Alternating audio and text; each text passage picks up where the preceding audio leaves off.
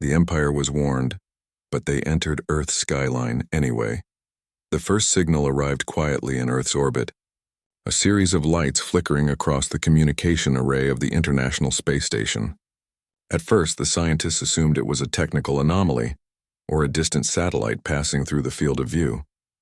But when the pattern repeated in precise intervals with no deviation, it became clear that someone, or something, was attempting to communicate.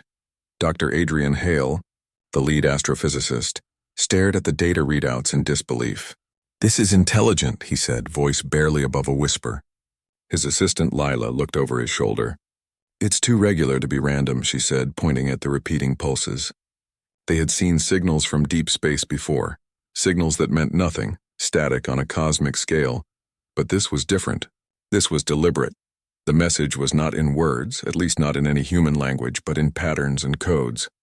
It took days to translate, to interpret the meaning, and what they discovered chilled them. The communication was a warning.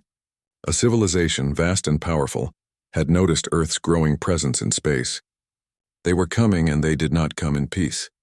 The news reached Earth's governments quickly. Military leaders convened in high-security meetings while scientists presented their findings. The warning was clear: retreat from orbit, halt all aggressive exploration, and prepare for contact or face the consequences. The message implied knowledge of human technology far beyond what Earth had publicly demonstrated. This empire, whoever they were, had been watching for decades. Despite the warning, some world leaders were hesitant to act. They argued that the threat could be exaggerated, that humanity could defend itself if attacked. Plans were drawn, fleets were readied, and Earth's orbital defense satellites were put on high alert. But no one could deny the growing tension, the feeling that the sky itself held a storm waiting to break. Then one morning the first ships appeared on the horizon. They were massive, far larger than any human vessel, their hulls shimmering with an iridescent metal that seemed to absorb light rather than reflect it. They moved in formation, precise and deliberate, cutting through the atmosphere with no regard for Earth's defenses. Captain Daniel Ross, commanding the orbital defense fleet, watched through his viewport as the alien ships descended. "They're here," he muttered. His crew moved quickly, initiating defensive protocols, but even the most advanced human technology seemed insignificant in the face of these enormous vessels. Each ship was the size of a small city, and their energy shields shimmered with a strength that made Earth's weapons look like toys. The Empire had ignored the warning. They believed their dominance was absolute, that a fledgling species like humanity posed no real threat. They did not anticipate what was waiting on the surface. On Earth, humanity had not been idle.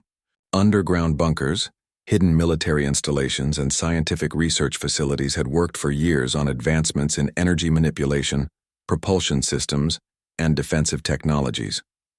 Most of it was untested, theoretical, and by conventional standards impossible. But humans had a stubborn determination, a refusal to accept defeat, and a willingness to risk everything to protect their home. When the Empire's first wave reached the edge of Earth's atmosphere, they expected resistance, but not the scale of it. Swarms of drones powered by energy systems the aliens had never encountered, launched from secret orbital platforms.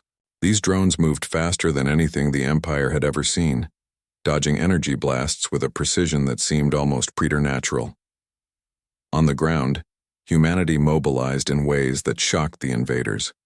Cities were evacuated, defensive grids activated, and experimental weapons deployed.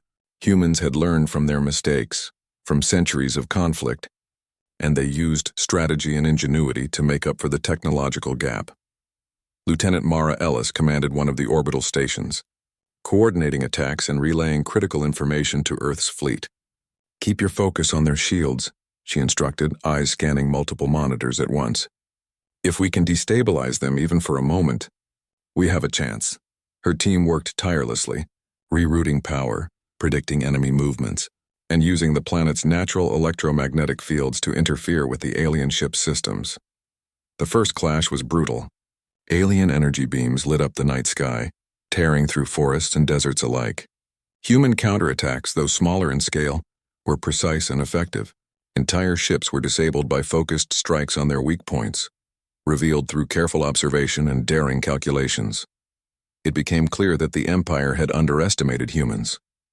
They had counted on fear and confusion to paralyze their enemies, but humanity had neither. People fought not just with weapons, but with creativity, using terrain, atmospheric conditions, and their own unpredictability as tools.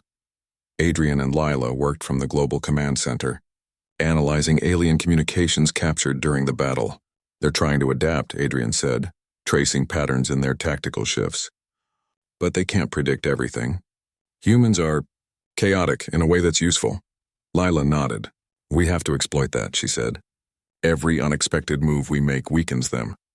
By the third day of engagement, the Empire realized their mistake. Their fleets, though vast, were being whittled down faster than anticipated. Their energy shields, designed to withstand conventional attacks, faltered against human innovations. On board their command ships, alien officers debated furiously, unable to comprehend the ferocity and ingenuity of their opponent. Captain Ross coordinated a bold maneuver, sending a fleet of modified transport ships loaded with high-energy disruptors directly into the heart of the alien formation. If this works, he said, it could turn the tide. The ships plunged into the enemy ranks, their disruptors emitting pulses that interfered with the alien shields, causing explosions that reverberated through space. The aliens responded with overwhelming force, but human fighters, small and agile, darted through openings, striking at vital systems with pinpoint accuracy. Earth's orbital defense network, once thought inadequate, became a force multiplier, guiding ships, targeting weak points, and providing real-time intelligence. On the fourth day, the Empire attempted negotiation, sending a ship to orbit just above the atmosphere, projecting a holographic message. They demanded surrender, warning of complete annihilation if humans resisted further. The message was cold, devoid of empathy, but humans had learned that survival depended on resistance. President Alton Hayes addressed the world from a secure location. They were warned, he said, voice firm and steady. They chose to enter our skies anyway. Humanity will not bow to threats. We fight, we endure, and we protect our home. His words resonated globally, inspiring millions to contribute in whatever way they could, from tactical support to engineering solutions. The battles continued, each day more intense than the last. Humans discovered ways to exploit the aliens' dependence on structured formations, creating diversions and splitting fleets. Experimental energy weapons destabilized the larger ships, causing cascading failures. And through it all, the human spirit remained unbroken.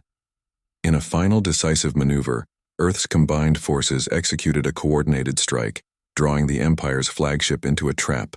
Modified orbital platforms created a gravitational disruption, pulling the massive vessel into a calculated collapse trajectory. Fighters swarmed, delivering targeted energy bursts to critical points, until the flagship, the symbol of the Empire's might, was destroyed. The destruction sent shockwaves through the alien forces, many of which retreating beyond Earth's atmosphere. Reconsidering their assumptions about this small but formidable planet, humanity had survived not through sheer firepower alone, but through intelligence, courage, and the refusal to be intimidated. As Earth rebuilt, the planet looked to the skies with a mixture of vigilance and pride. Humans had faced an empire that assumed their dominance was absolute, and they had proven that the underestimated could rise to challenge the mighty. Dr. Adrian Hale and Lila watched the stars from a secure observation deck. They'll come back, Adrian said quietly. Lila nodded, her eyes reflecting distant lights. And next time we'll be ready, she replied.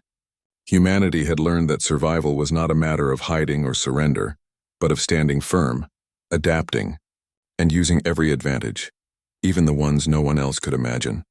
The Empire had entered Earth's skyline despite the warning, and in doing so, they had witnessed the full measure of human resolve, a planet united, resilient, and capable of defying the expectations of the universe itself.